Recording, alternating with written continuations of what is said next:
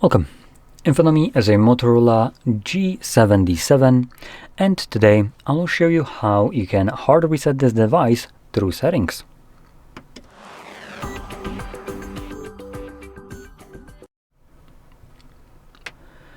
So, to get started, you probably will first want to back up your device.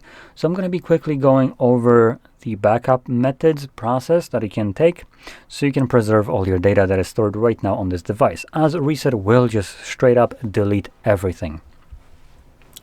Now at this point there's multiple different ways you can do this. Probably the one that is the most common one, and the one that you probably are doing possibly unconsensually, because Google is just a rapey bunch that is trying to get your data no matter what. And if you say no, that's just a, no for now.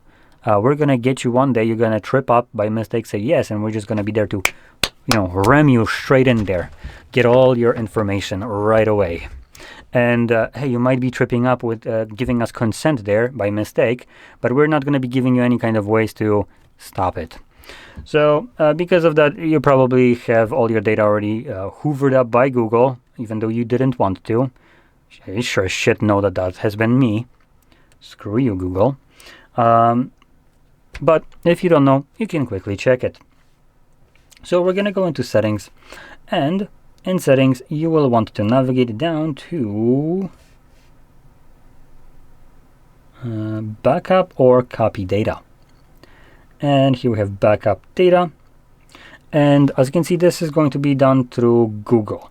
So this is actually Google information right here. For some reason there is no account listed, but whatever. But it tells me right here that the device is being backed up, at least with photos and videos, because I did by mistake click this piece of shit and it automatically hoovered up that information, even though I tried to stop it. Not in time. Now, other information in here is the other device data, which includes things like contacts, call history, device settings, apps, app data, SMS, MMS messages. Now, this is actually a load of bullshit right here, because it doesn't back up like half of the data right here. In terms of gigabytes, actually 90% of the data won't be backed up. To clarify this, just so you know what you're getting into, because this is the most common backup and it's also the shittiest one of them all.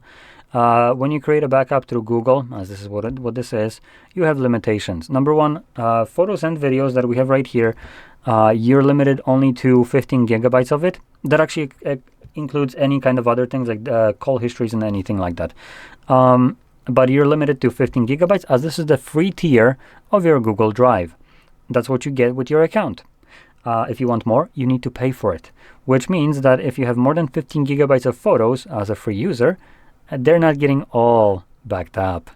So that's one thing. Number two, when it comes down to applications, and this one is a little bit more near and dear to my heart and just pisses me off, is the fact that applications aren't actually backed up. So saying that it's a backup is just a straight up lie. Now, to explain this, just so you know how this works and basically what you can look forward to or try to prevent, let's just give you a hypothetical situation that isn't so hypothetical. So let's say there's a little Timmy. Timmy has his phone, and Timmy downloaded from Play Store Yuzu emulator when it was still there, before Nintendo lawyers got to the Yuzu creator and basically sent him so many legal threats and letters that the dude would prefer probably to go to war with the US rather than fight the lawyers of Nintendo in court. So, little Timmy has downloaded that before that happened, so he has his Yuzu emulator on his phone. But now he's switching maybe to a new one. He got a newer, better phone, which is just great. But hey, Yuzu doesn't exist anymore on Play Store. Timmy doesn't know why that is, but hey, she shouldn't really care. He's backing up his application that is on his phone right now, and it's there. It's just straight up on his phone, right? So it's all good. He's just going to create a backup and restore it on another device, which would bring up his Yuzu emulator. Now, Google, when he creates that backup, would basically give a note to itself, hey, yo, Drive, this Timmy wants to back up Yuzu. Okay, cool. Write it down to save storage. Cool. This phone had Yuzu emulator. And that's about the extent of a backup of applications. Now, Timmy is bringing up his new phone. Timmy is now restoring data to it, like he thought that would be possible, as the idea of a backup is basically to restore the data that has been backed up, right?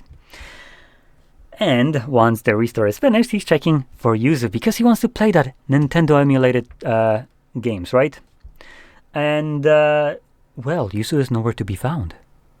And the reason for that is because Google, when it was restoring, was kind of like going to this little note, reading it like, Google Drive, cool, Yuzu emulator. Okay, let's go to Play Store, check for Yuzu emulator. Nothing there. No Yuzu emulator. Oh well, too freaking bad. And basically what happens is Google pulls backup from their own Play Store. So if an application goes missing from a Play Store for whatever freaking reason, you're not getting it. Great. So as a backup, it's abhorrent. Now this is done to preserve storage, as you only have 15 gigabytes, and applications themselves, when backed up, could freaking weigh hundreds of gigabytes. So this is done just as a way for Google to not need to carry so much data. But obviously as a backup, it's just a blatant lie. So instead of doing that, what you will want to do is copy data using Android Switch. So I presume this is Nokia's. Okay, that's interesting. Oh, I think I know. We also have a Nokia here at the company. I think it's using that. But in any case, this would try to copy apps and data of your choice. So I think this is just kind of generally what other devices have. I'm not necessarily sure. I haven't ever used this specific thing. But to give you other examples or other alternatives, most devices, maybe things like Samsung, not maybe, but for a certain, Samsung, Xiaomi, Huawei, Oppo, Realme, Vivo, OnePlus, they all have their own kind of application that they develop to allow you to move data from old device to their own. Now this application only kind of allows you to move data to their brand and not from their brand. They're developing it to help you move, all of your stuff to their phone, not the other way around. That would be a kind of a stupid business choice and investment to develop such an application. So in case you have a new phone like Samsung, you need to download Samsung's version of this, as you're downloading, like I mentioned, a application on your old phone of the phone that you're moving the data to. So in case of Samsung, that is Smart Switch. In case of Huawei, that is going to be phone clone. Oppo, Realme, Vivo, OnePlus use clone phone, while Xiaomi uses Mi Mover. So those are some of the ones on top of my head. And depending on which phone brand you're moving to, you'd want to download that application on here. And that will be hands down one of the best ways you can migrate your data or even create a backup of it if you want to do it like that. And the fact that it's great, or the reason why it's great in my opinion, is that it allows you to physically move the applications from one device to another, regardless if they're existing on Play Store or not. This process doesn't care. It's on here on the storage of this phone, so it's getting moved. And additionally, photos, videos, and everything like that isn't limited to a specific arbitrary gigabyte number, like 15 gigabytes like Google gives you. So you don't need to worry about that. Only you will need to worry about is if the phone itself has enough space on it. So if you're moving, I don't know, half a terabyte of data from one phone to another that doesn't even have half a terabyte of storage, right?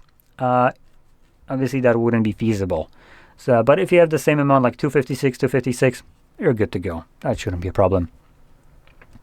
So anyway, with that being said, and your device being most certainly now backed up, we can move on. So to move on, we're going to navigate to our settings. And in the settings, you will want to go to System. And in System, you will want to select Reset Options. From here, select the last option, Erase All Data Factory Reset. And this will present you with the data that will be removed by this process. Okay, this is a little bit different, but it tells you that it's going to remove your Google account. It's just going to sign it out of this device, so you don't need to worry about that. System and app data and settings and the downloaded apps. And here's the account that will be removed. Now you can also format your SD card if you want to, if you have one in there. I do, but it doesn't really matter. That card is empty. But for SD card, it's up to you what you want to do with it. Anyway, we can now select erase all data. Now, if you have some kind of screen lock, you do need to confirm it. And I have a pin. Once confirmed, it just gives me one last warning: erase all data. All of your personal information and downloaded apps will be deleted. You cannot undo this action. Cool. We have backed it up, so we can just click right here and begin the reset. Now, while it's resetting, I am going to just quickly remove the SIM card, as I don't want the pop-up for, putting a SIM pin again.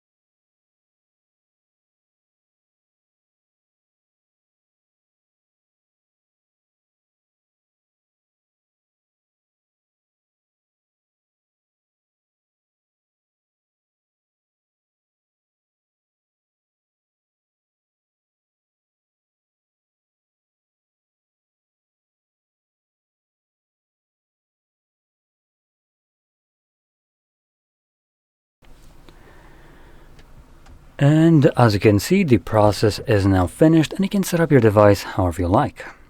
So, if you found this very helpful, don't forget to hit like, subscribe, and thanks for watching.